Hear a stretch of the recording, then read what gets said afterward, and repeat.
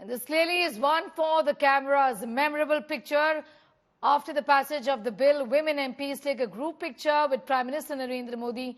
Its celebrations, in fact, underway. The photo sessions continue.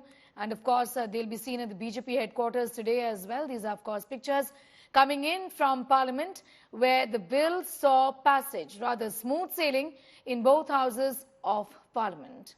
Pictures, in fact, taken by these women MPs. Himanshu, प्रधानमंत्री नरेंद्र मोदी को felicitate किया जाएगा। ये एक बड़ा चुनावी मुद्दा भी रहा है बाकी पार्टीज के लिए, जिन लोगों ने पहले भी कोशिश की थी इस बिल के पैसेज के लिए।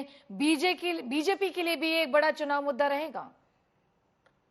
कुल विपक्षियों की तरफ से यही कहा गया है, भले ही उन्होंने इस बिल का समर्थन किया हो लोकसभा राज्यसभा में, लेकिन ये कहा गया कि मोदी सरकार की जो मंशा है इस बिल को लाने के पीछे वो चुनावी राजनीति में फायदा उठाने की है, क्योंकि उनका ये कहना है कि एससी और एसटी को आप अगर आरक्षण के अंदर आरक्षण लेने की बात करते हैं, यानी रिजर्वेशन विद इन रिजर्वेशन की बात कर रहे हैं, ये एक अच्छी चीज है, लेकिन आपको इसमें ओबीसी के लिए, महिलाओं के लिए भी जो है वो रिजर्वेशन होना चाहिए।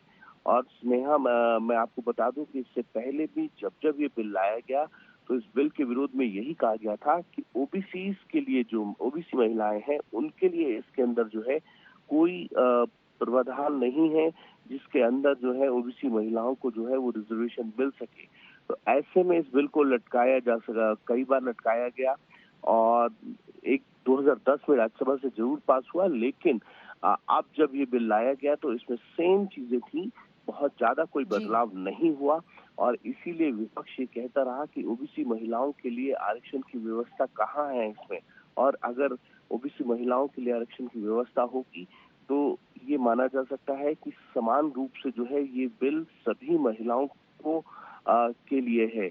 लेकिन उसके बावजूद सभी पॉलिटिकल पार्टी ने इसका समर्थन किया, लेकिन विपक्ष की जो मांग है कि ओबीसी महिलाओं के लिए इसमें आरक्षण का प्रोविजन होना चाहिए, वो प्रोविजन अगर हम देखें तो इलेक्टोरल पॉलिसी के तहत नहीं हो सकता है, क्योंकि ओबीसी को जो रिजर्वेशन मिलता है वो एजुकेशन और जॉब्स में मिलता है। अभी तक इलेक्शन प्रोसेस के अंदर, यानी कि ना लोकसभा के इलेक्शन में ना विधानसभा में ओबीसी के लिए सीट रिजर्व है। जब तक ये प्रोविजन पूरा नहीं होगा कि लोकसभा और विधानसभा के इलेक्शन के अंदर जो है वो ओबीसी को रिजर्वेशन मिलेगा, यानी कि उनके लिए जो सीट्स हैं वो मार्क की जाएंगी और उसके बाद ही जो है ओबीसी की महिलाओं को भी जो है वो रिजर्वेशन मिल सकता है। यानी विपक्ष एक तरीके से जो है ओबीसी के बहाने भारतीय जनता पार्टी का जो वोट बैंक है ओबीसी का, उसको भी टारगेट करना चाहता है और उसमें भी फूट डालकर वो सोचता है कि कहीं ना कहीं इसका फायदा जो है हमें मिल जाए। जी, Himanshu, thanking you for the moment, for getting us up to speed with those details. Himanshu Mishra with that detailed report here this morning.